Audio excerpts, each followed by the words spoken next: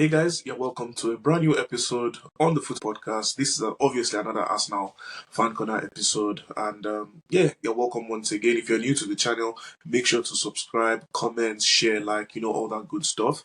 A big shout out to all our recent subscribers. You're welcome to the channel, and if you're watching this for the first time, you're also welcome to the channel. So this will be a preview episode of the game between Arsenal Football Club and Paris Saint-Germain, the first leg semi-final, in the UEFA Champions League. And the last time we had an Arsenal Fan Corner episode, it was basically to review Arsenal's success against Real Madrid at the Bernabeu, and also to just touch on what it might be like against PSG. But in this episode, I'll be going in depth into the preview against Paris Saint-Germain. And there's a bit of a concern for Arsenal fans, considering the fact that Arsenal have been drawing a good number of games, especially in the EPL. And most recently, latest draw and latest game in the EPL was against Crystal Palace.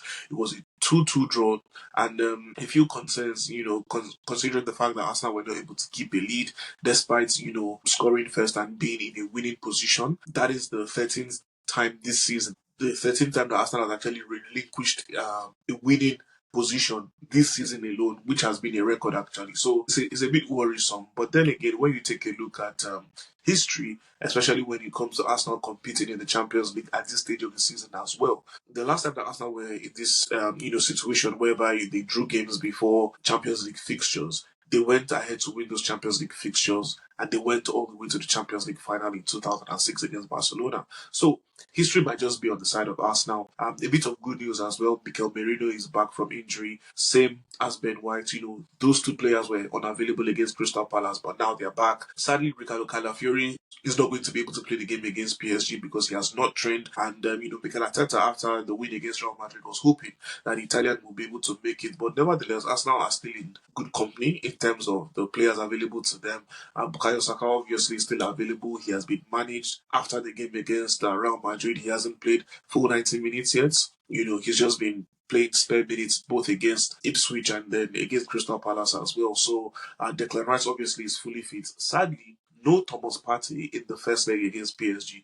We all know that he got that silly yellow card against Real Madrid, which then is, kind of incentivized, and a lot of Arsenal fans, have been very displeased with that because Thomas Partey is obviously one player who translates the way Mikel Arteta likes to play on the pitch, and his quality is second to none. Rumor has it that he would be offered a new contract, and actually, rumor does have it that he has agreed a new contract, 1-year contract extension with an option to extend to 2027. And Thomas Partey is very critical to the way Arsenal plays. I think it is right for Arsenal to keep Thomas Partey and then, bring in another player who can put a bit of pressure on him and someone who can be like an understudy to him. And I think that player is one who's already on his way to Arsenal, talking about Martin Zubimendi. But to focus on the game against PSG, let's not forget that Arsenal and PSG had met each other earlier this season, and it was a 2-0 victory for Arsenal. And it looked pretty much comfortable for the Arsenal. Yes, PSG did offer a threat or two, but Arsenal's quality seemed to be a lot for PSG to overcome when they played that game earlier, during the group phase in the UCL this season. And Havertz was one of the scorers, and Saka as well with a brilliant free kick. And no Havertz, obviously against PSG, but Merino has stepped into his role, and he's been doing very well. 8 goals in 10 games, which is pretty much impressive, and with a good number of assists as well. So we all know that even despite the absence of Kai Havertz, Arsenal are in good hands with Mikel Merino.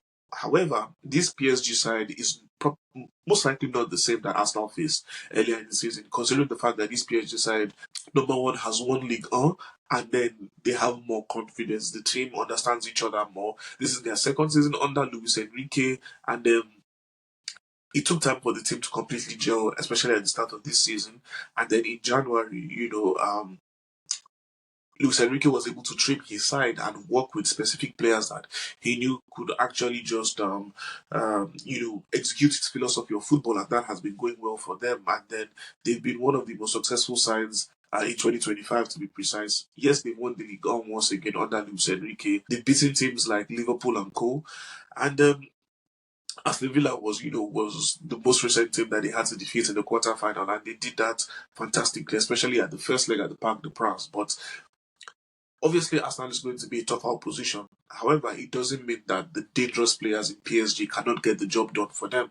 Talking about the likes of Ousmane Dembele, Desiree Doué, Bradley Bacola, obviously Kwicha Shakalia as well, and then the midfield battle, which everyone is talking about, since Arsenal will be without Thomas Partey. So the question is, will the likes of João Neves, Vitinha, and Fabio Luiz, will they be able to be dominant against Arsenal in the midfield with the absence of Thomas Partey? What's going to happen in terms of Arsenal's midfield selection? I think obviously PSG's weakest point has to be their defense, because they like to play with a very high line with their fullbacks, talking about Achraf Hakimi and Nuno Mendes, always trying to find space moving forward and obviously being an attacking threat as well. So this is obviously one position, or rather in one area, which Arsenal can take advantage of PSG, and obviously with the set pieces as well. PSG is not the best when it comes to set pieces. They conceded a good number of goals through set pieces this season as well. So it's going to be a great battle. As without the party, what is going to be the option for them? In my own opinion, I think I would love to see Miles Lewis Skelly in there if Ben White is fully fit.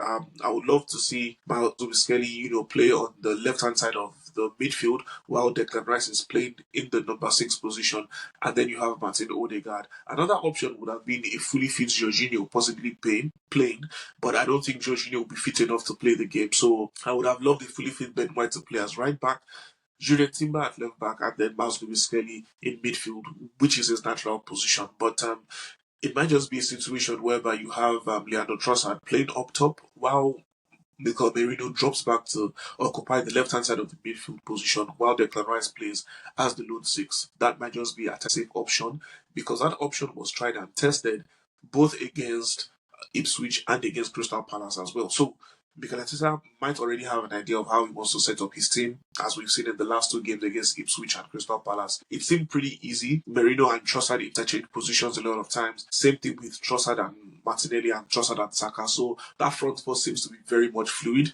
and hopefully they can create chances and execute those chances. This is what matters in games like this the most, because both teams are set to score goals.